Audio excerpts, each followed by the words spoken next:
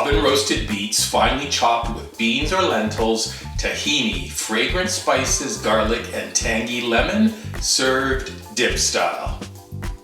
Wait until you see all the different ways you're going to be able to enjoy this easy to make and healthy dip recipe. All you need to do is make our roasted beet hummus dip. True story, a recent ice storm up here in Cottage country. I couldn't make it to town for supplies, so I had to make do with what I had. Roasted beets, roasted garlic, a can of beans, some tahini, lemon juice, and spices. Watch this.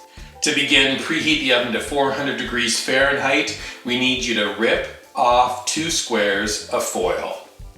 Next, to sink. Use gloves if pink hands make you nervous. We're peeling 3 beets under cool running water, then cutting them into chunks. They go onto one of the foil squares. We're gonna drizzle with olive oil. We're gonna season with pepper and salt. We're gonna seal up those beets tightly.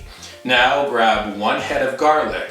Sharp knife to trim away the very ends of the cloves. Don't forget, we need the tips of the cloves all revealed. If you need to fine tune any squat ones, then the head goes on to that 2nd square of foil. Same like the beets, we're drizzling with olive oil, seasoned with salt and pepper. We're gonna seal it up tightly.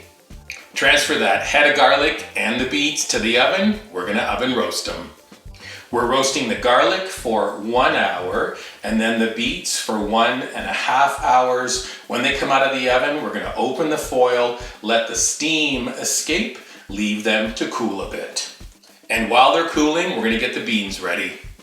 You can use chickpeas for this recipe if you're making a true hummus, or how about lentils, or an alternate canned bean like garbanzo or pinto beans. We're gonna open the beans and then spill them into a bowl of cool water. I like to give them a stir to get rid of all that canned stuff, and then we're gonna strain them. Now we do the dip. Food processor fitted with a blade attachment, add the roasted beets, add the beans. We're gonna squeeze that garlic, it's so cool. And then we're gonna add it along with 2 tablespoons of creamy tahini. Let's add a ton of flavor with seasoning. You can use 1 tablespoon of our potato and veggie seasoning or 1 teaspoon each of your favorite spices, 3 teaspoons total. Use stuff like cumin, curry powder, paprika, again, a total of 3 teaspoons. Now add the juice from 1 lemon. We're gonna add about a 1/4 cup of fresh parsley. It is roughly chopped.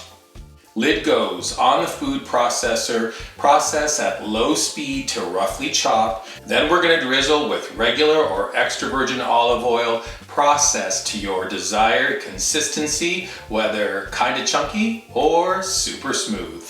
Here comes the delicious part, how to enjoy. Number 1, let's start the day right by smearing this dip on a favorite slice of toasted bread. We're serving with an avocado, hard-boiled egg, maybe a mandarin on the side. Say hello to healthy.